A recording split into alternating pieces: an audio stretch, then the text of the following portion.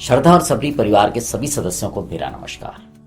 आज का जो प्रसंग है वो बाबा के एक प्रिय भक्त के विषय में है। जब बाबा शिरडी में आए थे तब ये भक्त मात्र 7 वर्ष का था और बाबा को मामा कहकर संबोधित किया करता था। इस प्रसंग को शुरू करने से पहले मैं उन लोगों का धन्यवाद देना चाहूंगा जिन्होंने वो चित्र बनाए जो कि हमने इस कार्यक्रम के दौरान इस्तेमाल किए हैं। कुछ फोटोग्राफ्स हैं, उन सभी का बहुत बहुत धन्यवाद। और हम बाबा से प्रार्थना करेंगे कि जिन्होंने भी ये चित्र बनाए हैं बाबा उन पर और उनके परिवार पर सदैव अपनी कृपा बनाए रखें और साथ ही साथ जो श्रद्धा और सबरी परिवार है इसके जो सदस्य हैं उनका भी मार्गदर्शन सदैव करते रहें। तो जैसा मैंने आपको शुरू में बताया था कि बाबा का एक भक्त मात्र 7 वर्ष का था जब बाबा शिरडी आए थे और यह बाबा को मामा कहा करता था और बाबा भी इससे बड़ा प्रेम और स्नेह किया करते थे। और इस बालक का नाम था तात्या कोटे पाटिल और यह बाईजाबा के पुत्र थे। जैसा कि बाबा कहा करते थे कि बाईजाबा से मेरा बहुत पुराना संबंध है, वो मेरी बहन है। और जो थे तात्या भी उनको बाबा को मामा कहा करते थे।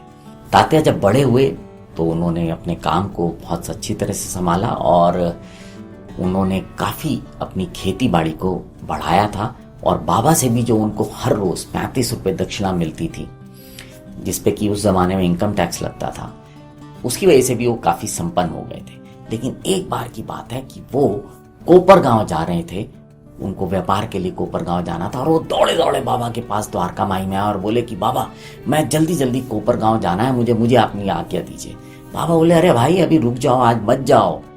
तात्या बोले नहीं मुझे बहुत जरूरी जाना है, बहुत जरूरी जाना है। तो बाबा बोले अच्छा अगर इतना ही जरूरी जाना है तो थोड़ी देर बाद चले जाना। तात्या बोले नहीं मुझे तो अभी जाना है। तो बाबा ने बोला अच्छा कोई बात नहीं, चलो तुम श्यामा को साथ ले जाओ। लेकिन तात्या इतनी जल्दी में थे कि उन्होंने बाबा की बात पे ध्यान नहीं दिया और वो तुरंत अपने तांगे पे बैठे और सवार होकर कोपरगांव की ओर निकल गए। उस तांगे में 2 घोड़े थे जिसमें से एक घोड़ा जो था वो बहुत ही चंचल प्रकृति का था। जैसे हम इंसानों की भी प्रवृत्ति होती है ना, कुछ चंचल होते हैं कुछ शांत होते हैं, तो ऐसे ही वो घोड़ा जो था थोड़ा चंचल प्रवृत्ति का था। अब जैसे ही वो घोड़ा कोपरगांव की तरफ बढ़ रहा था, कोपरगांव हो सकता है आप में से बहुत सारे लोग जब शिरडी जाते हो तो उसके स्टेशन पे उतरते हो, कोपरगांव के स्टेशन पे, और फिर वहाँ से शिरडी आते हो। तो वहाँ से जब आप कोपरगांव से शिरडी आते हैं तो आपने एक सावली विहीर गांव का बोर्ड देखा होगा। तो जब ये तांगा सावली विहीर गांव को पार कर रहा था उसी समय वो घोड़ा जो था ना वो मचल गया, चंचल हो गया और बहुत तेजी से भागने लगा। और जब वो तेजी से भाग रहा था तो अचानक उसकी कमर में मोच आई और वो गिर गया। अब तेज गति से भागते हुए तांगे का अगर घोड़ा गिर जाए तो आप समझ सकते हैं कि कितना बड़ा एक्सीडेंट होगा। मतलब आज की भाषा में बोलूँ तो अगर स्पीड से जा रही गाड़ी अगर किसी से टकराए तो क्या होगा। खैर वो तांगा जब गिरा तो बाबा की कृपा से और द्वारका माई के आशीर्वाद से तात्या को ज़्यादा चोट तो नहीं आई, लेकिन घोड़ा जो था वो थोड़ा जख्मी हो गया। और जब तात्या ने थोड़ा होश संभाला तो उन्हें बाबा के वचनों का ध्यान आया कि बाबा ने उन्हें कहा था कि अभी मत जाओ, थोड़ा सा रुक जाओ या बाद में चले जाना। तो आपने सुना कि किस प्रकार से बाबा के जो वचन थे जब उनका पालन नहीं हुआ तो उसका क्या परिणाम हुआ।